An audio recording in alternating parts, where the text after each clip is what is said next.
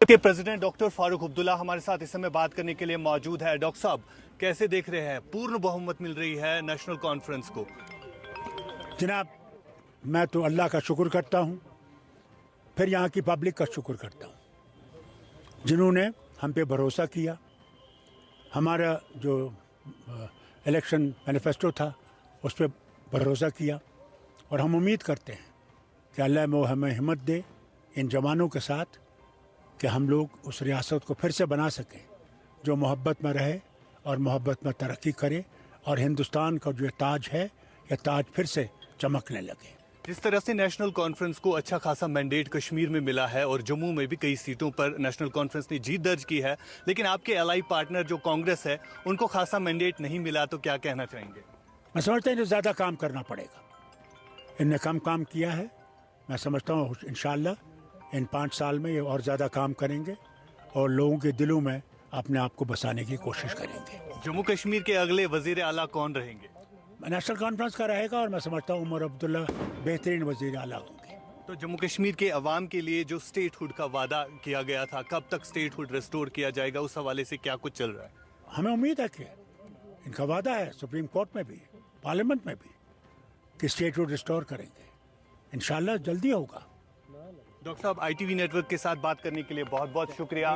National conference के president doctor Farooq Abdullah हमारे साथ एक्सक्लूसिवली बात कर रहे थे, जिनके कहने के मुताबिक जम्मू कश्मीर में सरकार जो है नेशनल कॉन्फ्रेंस और कांग्रेस के साथ मिलकर बनाएगी और यही कुछ दिख भी रहा है, जिस हिसाब से नेशनल कॉन्फ्रेंस को बहुमत हासिल हो रही है कश्मीर घाटी से और जम्मू की भी कुछ सीटों पर जो है नेशनल कॉन्फ्रेंस बढ़त हासिल कर रही है। इंडिया न्यूज़ के लिए श्रीनगर से मैं आशिक मीर शोएब शमीम के साथ। और सांसद इंजीनियर रशीद से भी हमारे संवाददाता ने बात की है। इंजीनियर रशीद के भाई इस विधानसभा चुनाव में लंगेट सीट से खड़े हुए थे और जीत हासिल की थी। जम्मू कश्मीर चुनाव में एक नाम बेहद चर्चा में रहा। जी हाँ, वो नाम है इंजीनियर रशीद का। इस वक्त हमारे साथ वो बात करने के लिए मौजूद है। इंजीनियर रशीद जी, चुनाव पूरे हो गए हैं, नेशनल कॉन्फ्रेंस कांग्रेस के साथ मिलकर जम्मू कश्मीर में सरकार बनाने जा रही है, किस तरीके से देखते हैं?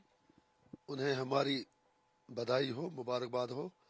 हम ये चाहेंगे कि जिस चीज़ के लिए उनको मैंडेट मिला है, जिस चीज़ को लेकर उन्होंने इलेक्शन लड़ा, वो उस एजेंडे को 370 और 35 बाकी चीज़ें, कैदियों की रिहाई, फ्री बिजली, राशन 10 किलो हर बंदे के लिए, वो उन चीज़ों पर काम करें। और हम इतना उनको आश्वासन देते हैं कि जहाँ वो अच्छा काम करेंगे वहाँ अवामी इत्तेहाद पार्टी उनका सपोर्ट करेगी। और हमारा एक ही मकसद होना चाहिए कि कश्मीर, जम्मू कश्मीर के लोगों की खिदमत करें और जम्मू कश्मीर को अनसर्टेनिटी के एरा से बाहर निकालें।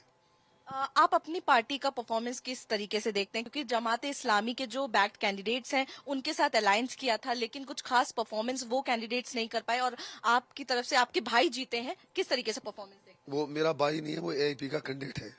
जब वो पार्टी में है तो पार्टी का है, पार्टी से बढ़कर कोई चीज़ नहीं होता। तो मेरी तरफ से तमाम जीतने वालों को बधाई। जहाँ तक हमारी परफॉर्मेंस का ताल्लुक है, I am more than satisfied. उसके पीछे रीजनिंग है। एक, जो मेरी रिहाई का टाइमिंग हुआ, जो बेल का टाइमिंग हुआ, कोर्ट का मैटर था, कोइंसिडेंस था कि वो इलेक्शन से मतलब during mid of the campaign हुआ और उस वक्त 2 फेज का नॉमिनेशन पूरा हुआ था, तीसरे फेज में सिर्फ 2 दिन बचे थे। हमारी पार्टी की रजिस्ट्रेशन भी नहीं हो पाई, इलेक्शन कमीशन ने हमारे साथ इंसाफ किया नहीं, फिर कॉमन सिंबल तक नहीं दिया। उसके बावजूद भी अगर आप देखेंगे तो लगभग 10-12 सीटों पर हम दूसरे नंबर पर रहे, जहां हमने अच्छी फाइट दी, अच्छी तादाद में वोट लिए, एक सीट हम जीत भी गए। आगे इंशाल्लाह AIP के लिए मुझे इतना पूरी उम्मीद है कि आगे अवामी इत्तेहाद पार्टी पूरा जम्मू कश्मीर में एक विकल्प बनेगा, एक ऑप्शन बनेगा और हम एक कंस्ट्रक्टिव अपोजिशन का रोल अदा करेंगे।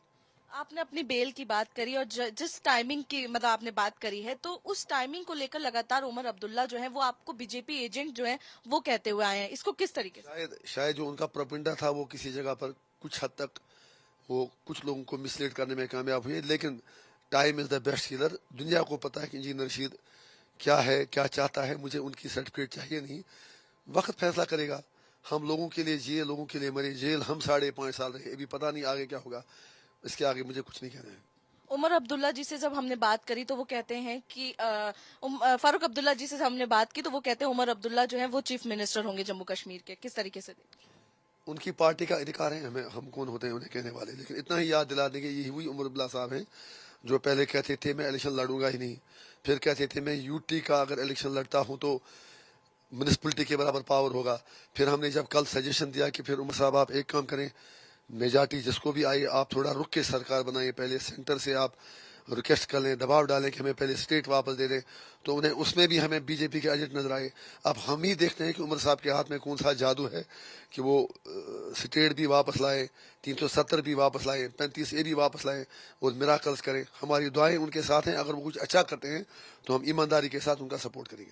تو کیا آپ کی پارٹی انڈیا بلاک کو سپورٹ کرے گی؟ ان کو تو ہماری ضرورت ہے ہی نہیں، پہلی بات یہ ہے. دوسری بات یہ ہے کہ ہم ہر اس چیز کا سپورٹ کریں گے جو جموں کشمیر کے لوگوں کے ہت میں ہو.